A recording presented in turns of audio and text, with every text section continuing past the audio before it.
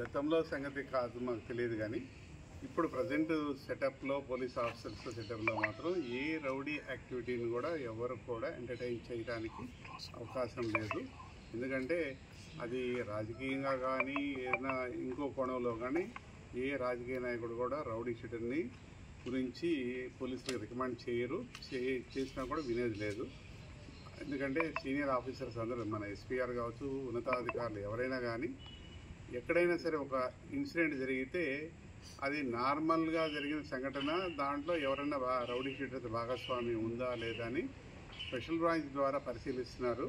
మీరు చెప్పినట్టుగా ఆరోపణ చేసినట్టుగా ఎవరన్నా ఏదన్నా పోలీస్ స్టేషన్ ఇలాకాలో పోలీస్ సిబ్బంది ఎవరైనా రౌడీస్ తోటి కొల్యూడ్ అయ్యారంటే ఇమీడియట్గా డిసిప్లినరీ యాక్షన్ ఇనిషియేట్ చేయడానికి ఆస్కారం ఉంది. కాబట్టి ఏ పోలీస్ కూడా క్లియర్ ఇన్స్ట్రక్షన్స్ ఆల్ ఎస్హెచ్ఓస్ కానీ, సబ్ ఇన్స్పెక్టర్స్, డిఎస్పీస్తో సహా ఎవరైనా సరే లా అండ్ ఆర్డర్ పరంగా జరిగే ఏ ఇన్సిడెంట్లో కూడా అది ఉపేక్షించే పరిస్థితి ఉండదు. కాబట్టి స్ట్రిక్ట్గా స్ట్రింజెంట్ యాక్షన్ ఉంటుంది.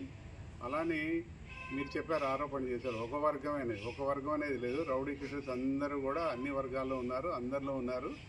ఎవరిని కూడా ఈ వర్గం ఆ వర్గం అనేది తప్పు చేస్తే చట్టం దృష్టిలో ఎవరైనా సరే శిక్షించడానికి డిపార్ట్మెంట్ ఉంది. నిష్పక్షపాతంగా మా ఎస్పీ గారి ఆధ్వర్యంలో ఏ కేసు అయినా సరే దర్యాప్తు చేస్తాము, వాళ్ళని ఉపేక్షించేది లేదు. ఇందులో భాగంగా రౌడీస్ మీద క్రిమినల్ కేసులే కాదు, పలు సంఘటనల్లో ప్రీవియస్ హిస్టరీ చూసి ఈవెన్ వాడే యాక్టివిటీస్ ఎక్కువగా ఉన్నాయంటే పీడీ యాక్ట్ పెట్టేదానికి కూడా మా ఎస్పీ గారు వెనుకట్టలేదు.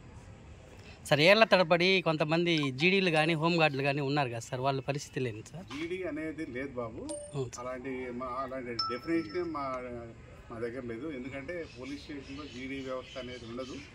ఏదైనా ఉంటే ఎస్హెచ్ఓ, సబ్ ఇన్స్పెక్టరు ఏదైనా మీరు ఏదైనా కంప్లైంట్ ఏమైనా ఉన్నా కూడా ఎవరైనా సిబ్బందిలో ఇర్రెగ్యులర్గా ప్రవర్తిస్తే మా దృష్టికి తీసుకొచ్చి డిపార్ట్మెంట్ పరంగా చర్యలు తీసుకుంటాం.